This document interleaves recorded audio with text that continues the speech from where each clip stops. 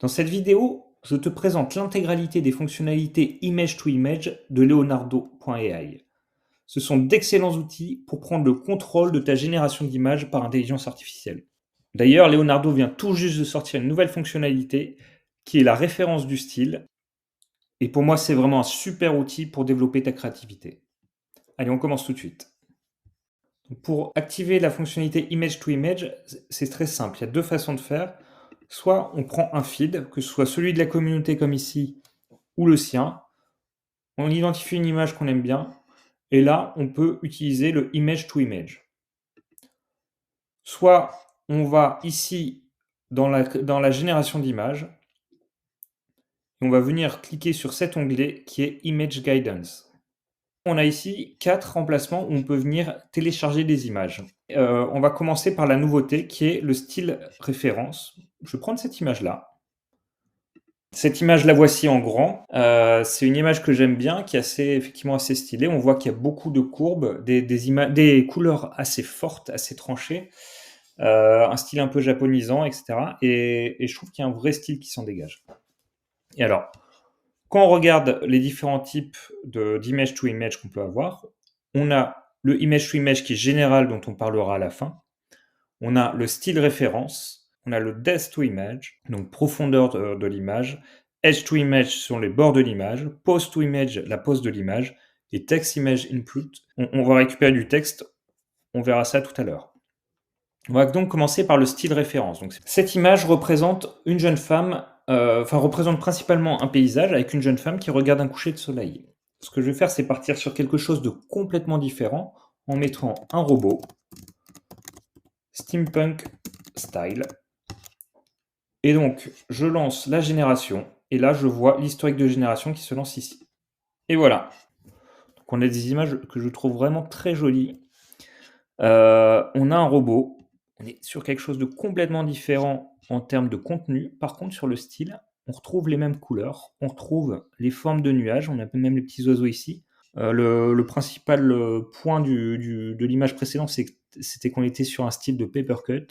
Et là, on retrouve un petit peu la même chose, les mêmes formes, les mêmes ongles, etc. Ici, c'est pareil, ce robot-là est vraiment chouette aussi. Donc, canon, ça reprend le style. On va faire un deuxième essai. Et cette fois, on va partir justement sur un paysage. J'ai mis un prompt un tout petit peu plus évolué. Magnificent view of Paris, Eiffel Tower in the background. Donc une vue magnifique de Paris, la tour Eiffel en background. Alors je l'ai mis en 4 tiers, je vais essayer en 16 neuvième. Alors voilà la première. Alors voilà, je trouve ça vraiment chouette. Alors bon, il m'a mis 2 tours Eiffel. Il faudrait éditer un peu le prompt pour éviter ça.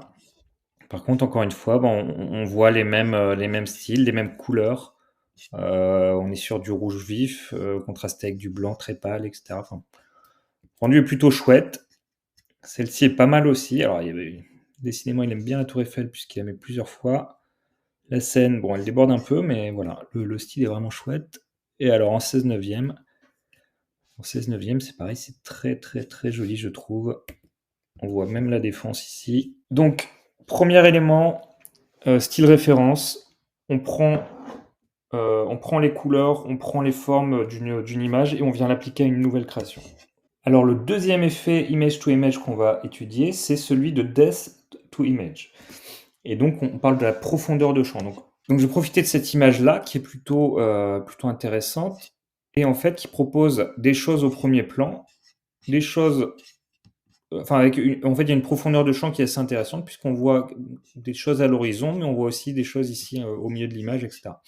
Donc je vais partir de celle-ci. On va voir ce que ça donnera. Donc ici, ce que je vais faire, c'est que je vais venir supprimer cette image-là. Hop. On va venir ici aller chercher mes dernières générations d'images. Et donc je prends celle-ci, c'est celle-ci qui m'intéressait. Et là, je vais choisir l'option profondeur de l'image. Hop. Et je vais pour l'instant laisser une force de 1. Le but, c'est de changer complètement le style pour le coup. Et donc, je vais parler de la vue d'un château depuis une forêt. Donc, mon idée, on va voir si ça va marcher, c'est d'avoir plutôt des arbres ici et d'avoir une sorte de clairière dans laquelle je vois un château. Et ce que je veux, c'est que le château que les couleurs soient complètement différentes. Et alors, voilà ce qu'on a. C'est un peu ce que je vous disais juste avant. Donc on est vraiment sur un style différent, mais on retrouve ici en premier plan les arbres. Hop. Ici, c'était la profondeur de champ. Enfin, on retrouve ici en premier rideau des bâtiments. Donc un peu plus loin, l'élément central, le sujet le sujet de l'image, et derrière, au fond, une autre petite image. Donc vous voyez, on est sur la même composition finalement, sur la même composition en termes de profondeur des champs. Donc un premier plan qui est plutôt éclaté sur les coins de l'image, une vue plongeante qui est au centre, avec un petit élément tout au fond. Donc ça, c'est l'effet profondeur d'image. On va maintenant passer sur autre chose. On va tester les Edge to Image. Alors les Edge to Image, enfin, ça va prendre les lignes de ton image et ça va s'en inspirer pour recréer une autre image. Alors là, je vais prendre cette photo-là. C'est une photo que j'avais faite en Nouvelle-Calédonie. Et ce qui est intéressant de voir, c'est cette espèce de voilà, cette espèce de route qui serpente, qui vient plonger en arrière-plan. Et donc là, je viens sélectionner le Edge to Image et je vais mettre the landscape in the mountain.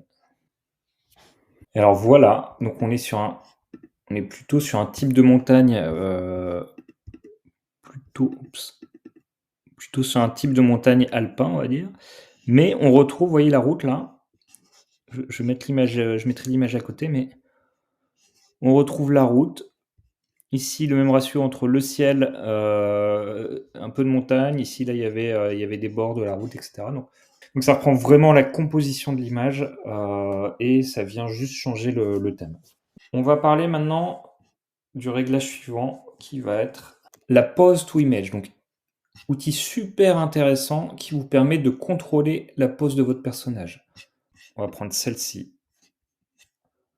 Ça, c'est une génération que j'avais faite. Donc la pose est plutôt particulière. Et là, qu'est-ce qu'on pourrait mettre? Je vais mettre la photographie d'un homme. Je pourrais même mettre que c'est une femme. Et vous voyez, alors c'est pas le bon ratio, c'est ça que je craignais un petit peu. Mais vous voyez clairement, on est sur un homme et on a bien la même pose. Donc moi, ce que je vois comme intérêt, et ça marche aussi très bien avec une femme. Bon, là, c'est un peu limite, mais... voilà, vous voyez, que ce soit un homme, une femme, c'est pareil, on a la même pose. Et là, moi, le gros intérêt que je vois, le gros use case, c'est que c'est parfois très compliqué de faire prendre une pose à un personnage sur Leonardo. Ce que vous pouvez faire, c'est vous prendre en photo dans la pose souhaitée et ensuite venir intégrer cette photo pour donner la bonne, les bonnes indications à l'intelligence artificielle. Alors maintenant, on va regarder la dernière spécialité entre guillemets de la guidance d'image, qui va être le text image input. Et donc, il est marqué ici text in white text on a black background. Donc, ça prend le texte en blanc sur un fond noir et l'utilisera pour guider votre image générative. Alors là, c'est un test vraiment en direct. Donc, je vais venir télécharger une image. Donc voilà, j'ai créé vite fait cette petite image. Abonne-toi, Zéliotin.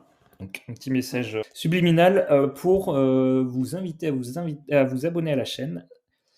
Donc je mets un homme qui porte un t-shirt avec le texte Abonne-toi, Zéliotin.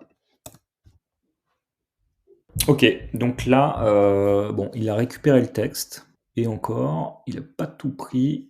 Mais surtout, il a pas il a pas du tout présenté d'homme ou je ne sais quoi. Bon, ok. Donc ça, alors, je creuserai. Si je peux, je ferai une vidéo pour expliquer comment ça marche. En tout cas, pour l'instant, je ne vois pas comment ça marche.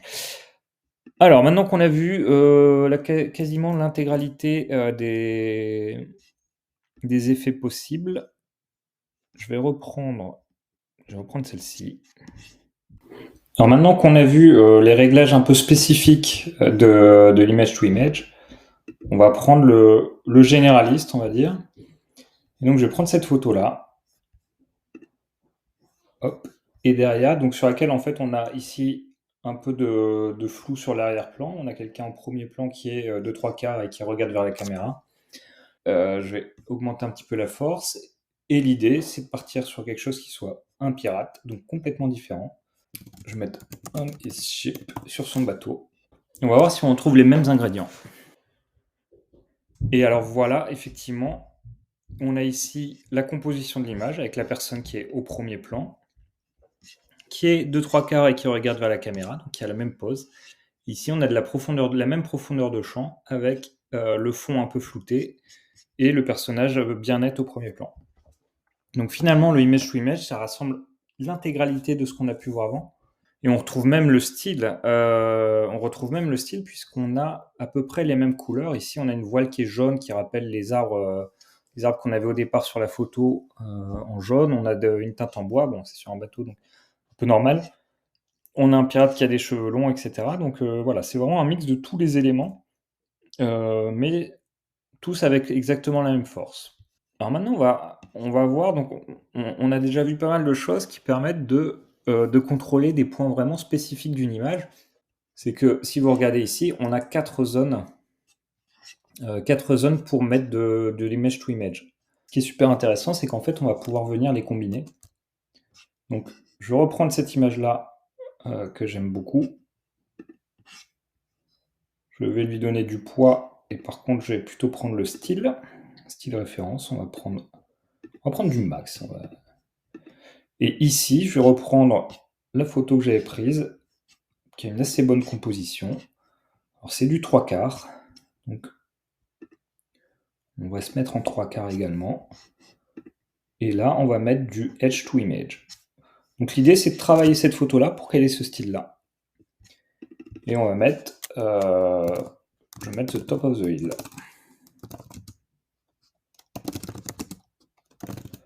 Voilà, le haut de la colline. Et c'est parti. Alors, on retrouve la composition avec le ciel en haut qui est à peu près aux 2/3. Ici, une bande avec les collines. Par contre, la route, elle est un petit peu trop masquée par les effets de style de la première. Donc, je vais mettre du high plutôt. Et ici, je vais augmenter un tout petit peu. Et on va régénérer à nouveau. Alors, ça fait vraiment des couleurs très jolies. On devine la route qui serpente. En fait, on reste vraiment sur cette composition. On a ici la mer, là, sur l'image de style, c'est la mer et les vagues, l'écume qui font ces éléments-là. Là, c'est vrai que ça marche un peu moins bien. Mais rien que pour ce ciel et tout, je trouve ça vraiment, vraiment magnifique quand on regarde bien. Et alors, ce qu'on va faire, c'est que pour la route, on va faire un petit upscale.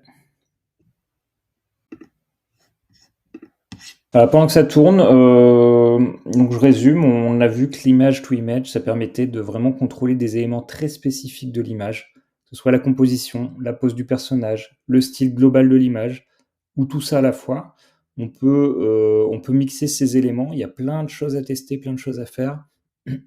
Et en tout cas, ça donne vraiment la main sur l'idée créatrice du prompt. Et ça, c'est vraiment intéressant.